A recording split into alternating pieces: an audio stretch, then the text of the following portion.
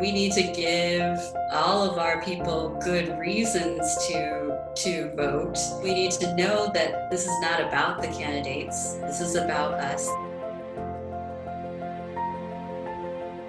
I am the Deputy Director of Organizing with the Frontline. And the Frontline is a new campaign that came together, launched just last month between the Movement for Black Lives Electoral Justice Project and the Working Families Party and friends and allies who feel like this is a critical moment for us to come together to organize around the election. My name is Alia Trindle. I use she or they pronouns, and I work with Right to the City Alliance. My name is Kareem Watson. I'm the operations manager for Vocal New York. I'm helping to lead a campaign called Caring Majority Rising. That's a regular nonprofit. We sort of come out of the domestic worker movement, working on the issue of long-term care.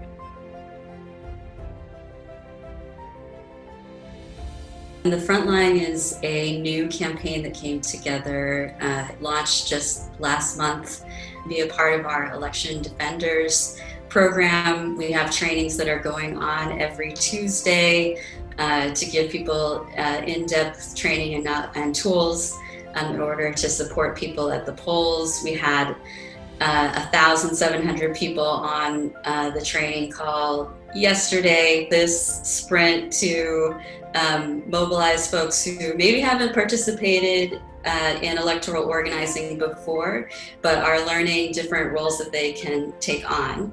So Right to the City is a national alliance. We're now 90 member organizations that work at the local level. Kit, in the spring, we're a very bottom-up alliance, and so we had a consultation process with our members around, how do we respond to this moment to launch a campaign calling for the immediate cancellation of rent, utility payments, and mortgage, understanding again that this was kind of the least that we needed to be able to survive this moment. Bottom up, we've been bottom up since the beginning, really, because the founding member organizations, made it so they didn't want another top-down national alliance telling them what to do. So it's been sort of baked in from the beginning, and we practice participatory grassroots democracy as much as we possibly can, and are constantly evolving and very committed to building that internal governing muscle within the alliance.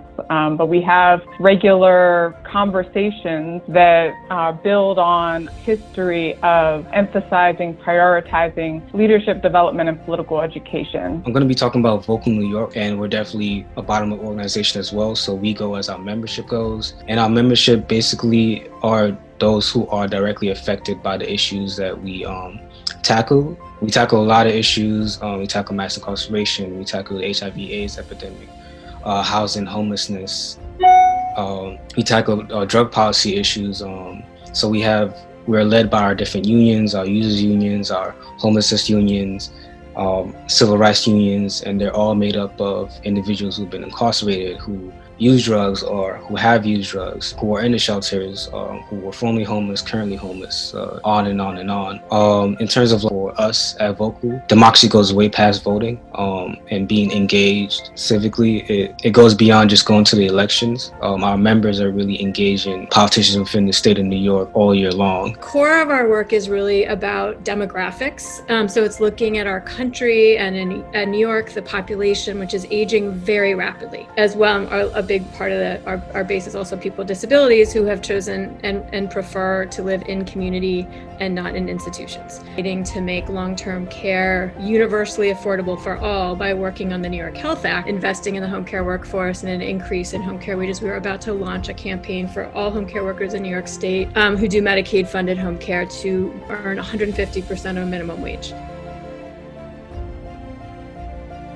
We can't just take it laying down. And I think what organizations like Vocal may do is really push for local city officials, state officials to say, if you're on our side, if you stand for this, you stand for this, you stand for this, then you gotta buckle down as well. Part of an organization actually makes us stronger and makes us more prepared for whatever type of crisis that we're in. I remember during Hurricane Sandy, it was our organizations that were ready to support each other. If Biden wins, is like the mass mobilizing of like the liberal white folks, like we'll think that we won and we're done. And that's another crisis because we definitely haven't won with Joe Biden as president. But I think that that's where, as Claire said, all of our organizations are going to be so important. And so doing your electoral work through those organizations helps build them, helps build like their contacts that they can follow up with later.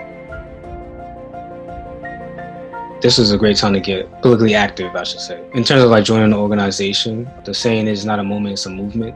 So a lot of people, especially young people, are just going to see the protests. They're not going to see what it takes to get to the protest or what happens afterwards because they may not be affiliated with a specific group, whether it's a national, local, whatever, whether it's Vocal New York or, you know, a Black Lives Matter chapter in Brooklyn or the Bronx, whatever it is, there's an abundance. And I hope it was something that you could really like put your stamp on and be involved with. Want to do something that's going to keep you engaged. And so Vocal in the city is an amazing organization. If you have your family has a second home upstate and you want to get involved, do stuff with us, you should definitely do an election defenders training. Like, I think this is literally a moment where there's no shortage of things to do. So go where you feel driven, but push yourself a little bit. If you feel like I can text, maybe do some calls, like make yourself push just a little bit past what is comfortable, but that still gives you some joy.